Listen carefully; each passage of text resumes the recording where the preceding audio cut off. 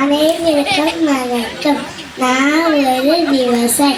நான் வாதுகளை கொண்டு ஏற்பூட்டி நிலத்தை உழுவேன். நான் மக்களுக்கு தேவையான காய்கறிகள், உணவுப் பொருட்கள் உற்பத்தி செய்கிறேன். உலகில் பல தொழில்நுட்பம் உணவு வழங்கும் தொழில் உழுவுத்தை. இந்தியாவின் முதுகெலும்பு விவசாயம். மனிதன் அடிப்படையில் ஒன்று உணவு.